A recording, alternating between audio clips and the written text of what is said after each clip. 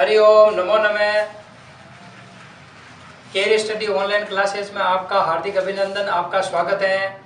मैं प्रवीण दादी शास्त्री आपके सामने केयर स्टडी ऑनलाइन क्लासेस में संस्कृत की क्लास लेने के लिए आमंत्रित हूँ। जैसा कि ये जो क्लास होगी हमारी, ये केवल 10th और 8th क्लास की ही होगी। 10th और 8th क्लास से संबंधित ही जितने भी हमारे व्याकरण से संबंधित है या कोई चैप्टर से संबंधित है, ये हम बिल्कुल ज़रूर समझेंगे। इसलिए ही ज़्यादा से ज़्यादा बच्चों की मांग होने के कारण मैं आपकी ये चीज़ मैं समझ सकता हूँ कि ये आपकी पढ़ाई को निरंतर रूप से चालू रखने के लिए, सुचारू रूप से चालू रखने के लिए मैं ये क्लास ले रहा हूँ, जिससे कि आपकी जो मेरी ये क्लास होगी ये आपके लिए बहुत ही अच्छी बेहतरीन साबित हो सकती है। तो ये जो मेरी क्लास होगी ये क्लास संस्कृत की होगी। ये संस्कृत क्लास लेने के लिए मैं इस चैनल पर आया हूँ। तो जो हमारी ये क्लास है ये संस्कृत की क्लास होगी। ये संस्कृत की क्लास केवल किसकी होगी? केवल होगी आपके, एक तो होगी 10th और एक होगी आपके 8th क्लास की। देखिएगा, 10th और 8th क्लास की लेने का मेरा तात्पर्य यही है कि जो बच्चों के द्वारा मेरे प्रति फोन करके, मैसेज करके कहा कि सर हम घर बैठे बैठे बोर हो गए हैं, तो क्यों ना, मैंने एक बहुत अच्छा प्रयास किया है। मैंने केयर स्टडी ऑनलाइन क्लासेस में मैंने आमंत्रित होने के लिए कुछ निमंत्रण किया उनको और कहा है कि मैं चाहूँ तो सर संस्कृत की आपके इस क्लास में क्लास ले सकता हूँ, जो क्या है कि बच्चों की मांग के अनुसार 10th और 8th की क्लास होगी। और ये क्लास है, ये क्लास है आपके बोर्ड क्लास है। ये क्लास है आपकी जो कि बोर्ड क्लास है। इस बोर्ड क्लास में जो भी हमारे टॉपिक होगा वो आपके टॉपिक पढ़ाए जाएगा आपके व्याकरण के। व्याकरण का मतलब होता है, तो ये हम जो जितने भी ये हम टॉपिक लेंगे ये केवल 10th और 8th क्लास के सिलेबस के अनुसार ही चलेंगे। हम केवल 10th और सिलेबस के अनुसार ही, इसके अकॉर्डिंग ही मैं पढ़ाऊंगा।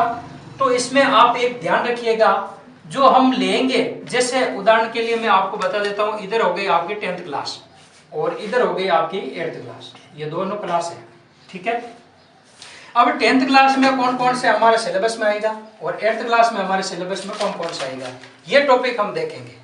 जैसे अगर हम देखना चाहते हैं तो 10th क्लास में सर्वप्रथम आपका जो टॉपिक होता है वो आएगा आपके, एक तो संधि।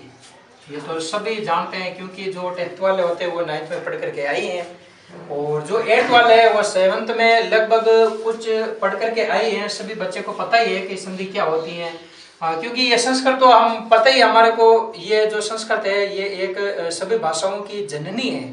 तो आप इसको समझिएगा भली प्रकार से, देखिएगा। जैसे संधि हो गई, अब फिर उसके बाद में इसमें आता है आपकी एक समास भी आता है, समास आता है। फिर उसके बाद में समास के बाद में हम देखना चाहिए तो प्रत्यय आता है।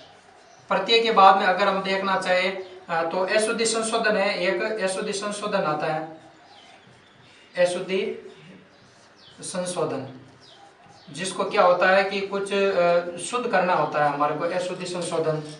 अशुद्धि संशोधन के बाद में अगर हम देखना चाहे तो कई ऐसे भी होते हैं, जैसे देखो एक होता है आपके अव्यय पद होते हैं। अव्यय पद के भी कुछ क्वेश्चन आते हैं जो हमारे लिए अच्छे साबित हो सकते हैं, क्योंकि बच्चे क्या करते हैं कि अक्सर इनको गलत कर देते हैं, क्योंकि ये तो केवल एक एक शब्द के होते हैं जिसको हमारे को लगाना पड़ता है। जैसे कोई भी वाक्य होता है, खाली जगह आएगी आपके इस क्लास में, उस खाली जगह में हमारे को इसमें उसको केवल रखना है, रखने से हमारे को वो नंबर मिल जाते हैं। अब वही हमारे को अगर याद नहीं होते हैं ये पद, तो हम ये तो गलत होना ही है, इसमें कहने की कोई बात ही नहीं।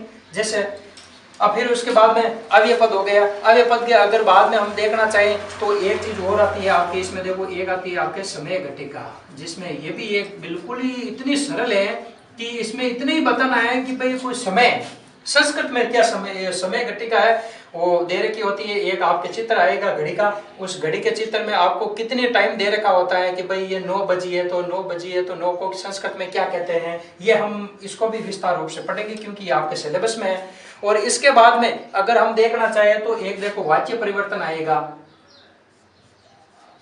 वाच्य परिवर्तन, इनको भी हम समझेंगे।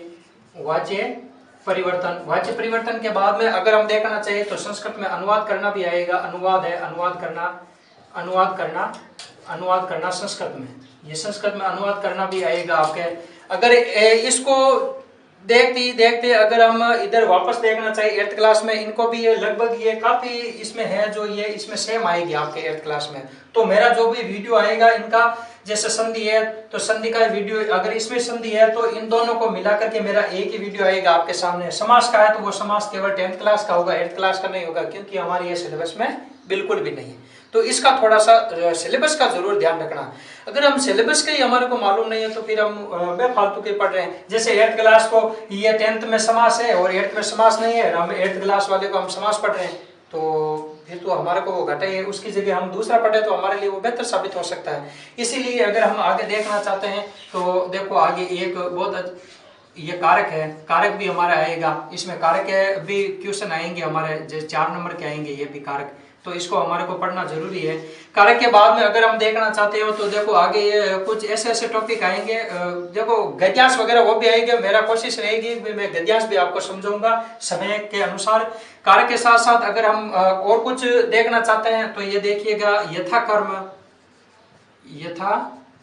कर्म संयोजनम, मतलब उनको कोई भी 4 लाइनें या 5 लाइनें दे रखी होगी पाठ की, तो वो इधर उधर उसको जमी हुई होगी अशुद्धि, मतलब जो ऊपर वाली लाइन नीचे आनी चाहिए थी, नीचे वाली लाइन ऊपर आनी चाहिए थी, ये भी हम इसको समझेंगे। क्रम अनुसार उसको वापस जमाना होता है। ये भी आपके क्या है कि 4 नंबर का या 3 नंबर का 4 नंबर का आएगा आपके, इसलिए इसको भी थोड़ा पढ़ना जरूरी है। एक चीज और ध्यान रखिएगा, एक आएगा आपके प्रश्न निर्माण करना, एक आएगा आपके प्रश्न प्रश्न निर्माण करना, ये भी इसको भी समझेंगे हम।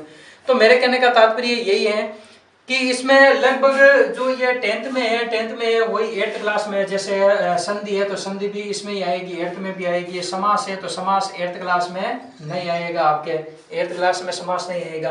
प्रत्यय है वो प्रत्यय आपके इसमें ही रहेगा, इनमें ही रहेगा। अशुद्धि संशोधन इनमें ही रहेगा। अव्यय पद इनमें भी आएंगे। अव्यय पद के साथ साथ इसमें एक चीज का ध्यान रखना, उपसर्ग आएगा। एक चीज का ध्यान रखना, एक उपसर्ग आएगा, उपसर्ग, जैसे 22 प्रकार के उपसर्ग होते हैं संस्कृत में, ये इनमें ही आएगा आपके। इनके साथ साथ अगर हम देखना चाहते हैं तो 8th क्लास में इसमें नहीं आता, इनमें आता है, वो आता है आपके संख्यावाची शब्द, संख्यावाची शब्द। ये संख्यावाची शब्द है। कई बच्चे ऐसे हैं जो इंग्लिश मीडियम के, मेरी क्लास में इंग्लिश मीडियम के बच्चे हैं, तो वो पूछते हैं कि संख्यावाची शब्द क्या होता है सर? ये एक गिनती होती है, इस गिनती होती है, तो इस गिनती को संस्कृत में क्या बोलते हैं? जैसे एक हो गया तो एक को एक वचन में, द्विवचन, बहुवचन में परिवर्तन इस प्रकार से बोल सकते हैं। एक, दो, त्रिय, चतुर, पंच, षट, सप्त, अष्ट, नौ, ये एक गिनती होती है। क्योंकि ये भी उनके 2 नंबर की आती है, तो इसको भी हम पढ़ेंगे। इनके लिए ये बहुत अच्छी बेहतर साबित हो सकता है, क्योंकि ये एक ऐसे है जो मैं बता रहा हूं कि इनका नंबर एक भी हमारा नहीं कटना चाहिए। अगर एक भी नंबर कट गया तो फिर हमारे को पढ़ना बहुत ही बेकार है। इसलिए हमारे को पढ़ाई करनी नहीं है बाद में। अगर पढ़ाई करनी है तो हमारे को एक एक चीज का टॉपिक को वीडियो हर प्रकार से भली प्रकार से देखना है, देख करके ही आगे हमारे को कार्य करना है। फिर उसके बाद में आप देखिएगा ये संख्यावाची शब्द हो गए। अब अनुवाद है, वाच्य परिवर्तन है, वो वाच्य परिवर्तन इस 8th में नहीं आएगा, अनुवाद करना इसमें आएगा। तो मेरे कहने का मतलब ये प्रश्न निर्माण करना है, प्रश्न निर्माण करना भी इसमें आएगा, 8th क्लास में आएगा। यथा कर्म संयोजक भी आएगा। अब इसके बाद में एक प्रार्थना पत्र है, दोनों में कॉमन है, प्रार्थना पत्र भी इसमें आएगा। प्रार्थना पत्र भी आएगा। हम दोनों में प्रार्थना पत्र को भी एक दिन एक वीडियो ऐसा होगा जिसमें हम ये समझेंगे। और रही बात दूसरी, जैसे अब इसमें क्या होता है कि इनमें तो हमारे को समझने के लिए काम में लेना पड़ता है, जैसे शब्द रूप है, धातु रूप है, इनको भी याद करना ही पड़ता है। परंतु ये ज्यादातर है इनके जो शब्द रूप है या धातु रूप है, ये जितने भी हम देख रहे हैं ये सारे दोनों इसमें क्या है 8th क्लास में इनके क्वेश्चन आते हैं। फिर रही बात जो पुरुष है, वचन है, लिंग है, ये तो हमारे को 8th क्लास में मालूम होना ही चाहिए। ये भी कई बार पूछ लिया जाता है। तो मेरे कहने का तात्पर्य है जो हमारा यो आज की जो ये मैंने जो क्लास ली है आपके, ये मेरे क्लास ये आपके लिए एक जो साबित हो सकती है सिलेबस के रूप में। आज मेरा ये प्रथम प्रयास है कि आपके सामने सिलेबस लेकर के मैं उपस्थित हुआ हूँ। और ये जो सिलेबस है ये तो मेरा ये एक छोटा सा प्रयास था तो आप प्रत्येक वीडियो आपके पास पहुंचने के लिए आप इस केयर स्टडी ऑनलाइन क्लासेज को आप सब्सक्राइब करें, ताकि प्रत्येक वीडियो आपके सामने सबसे पहले पहुंच सके। इसलिए धन्यवाद। आपकी क्लास इतनी रहेगी आज की।